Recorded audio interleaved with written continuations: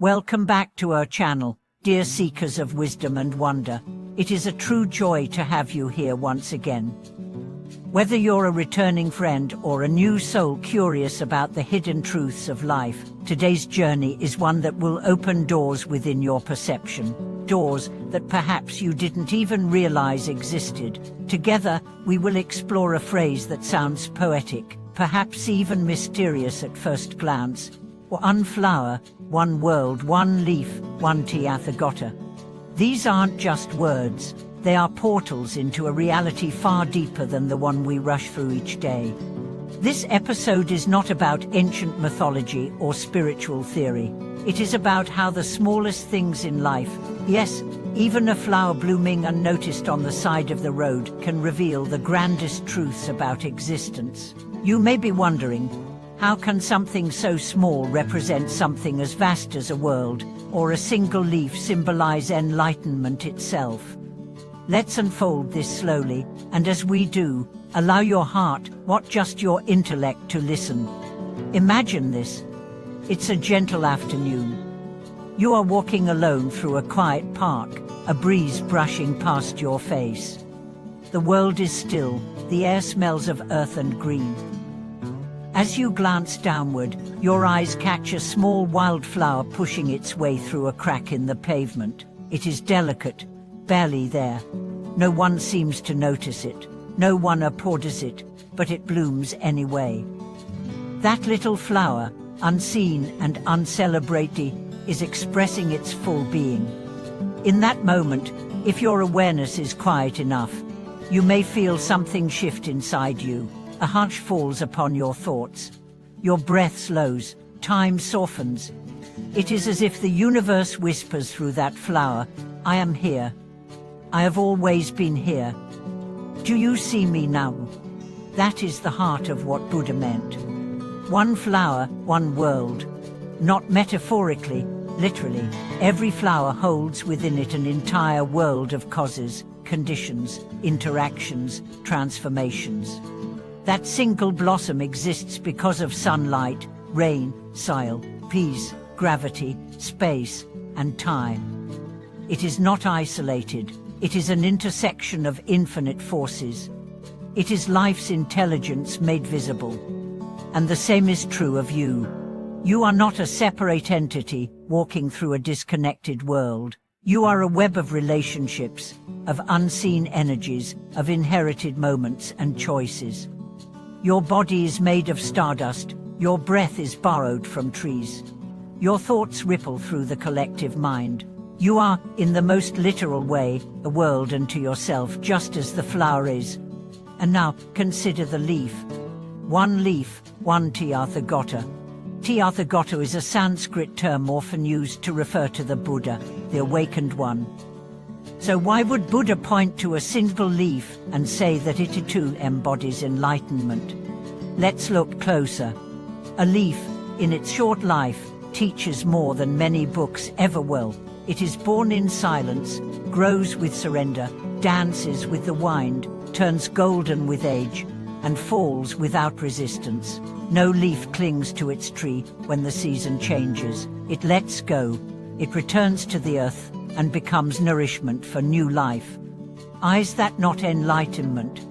To live fully in each moment, to accept change, to embrace death not as an end, but as a transformation that is the path of awakening. The leaf does not resist the laws of life. It flows with them, and in that flow, it reflects the essence of Buddha nature. So what does this mean for us? It means that awakening is not hidden in distant heavens or ancient texts. It is here, in your daily life. In your tea, your breath, your morning routines. If you can observe a flower without rushing past it, if you can appreciate a falling leaf without calling it loss, you are already walking the path.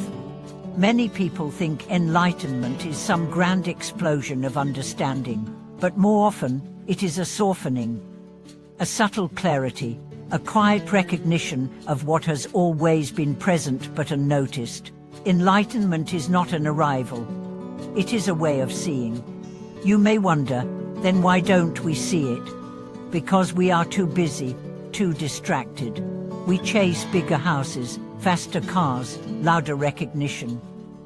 We measure life by achievements and forget to ask if we are truly alive. We live as if meaning is somewhere else later, higher, someday.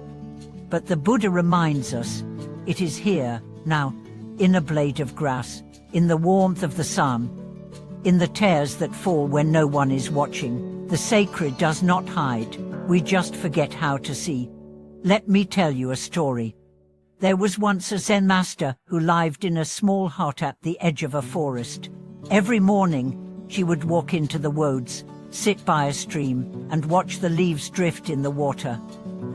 When asked why he spent so much time doing this, he simply said, "Because the leaves teach me everything I need to know." His disciples thought he was being poetic. But one day, a fierce storm hit the village. Trees were uprooted, homes were damaged. Everyone panicked, but the master sat still. When asked how he could remain calm, he said, "The leaves taught me. They don't resist the wind. They don't fear falling. They just dance." That is the wisdom we miss when we ignore the small things. Your life, too, is made of leaves and flowers, moments that bloom, moments that fall. If you rush through them, demanding something more important, you miss the entire point.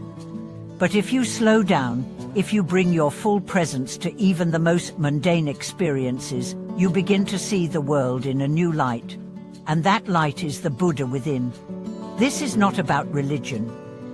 This is about reality. The flower doesn't ask what you believe. The leaf doesn't check your philosophy.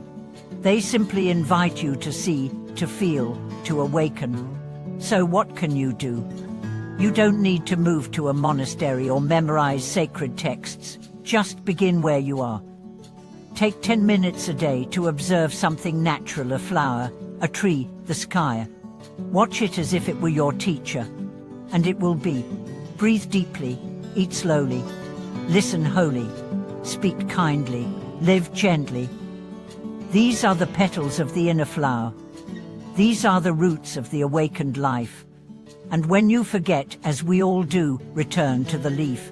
Watch its way, watch it fall, remember its grace. Let it remind you that everything changes and that change itself is not your enemy. It is your path. In the end, the phrase "one flower, one world, one leaf, one Tathagata" is a map, not of geography, but of consciousness. It shows us that everything is connected, that every small thing contains the whole, and that the divine is not far, it is embedded in everything. Thank you for watching this video.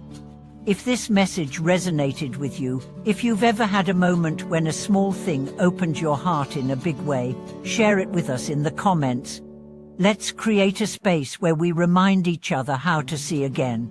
And if you found this valuable, don't forget to like, subscribe, and turn on notifications. Your presence and support mean more than words can say.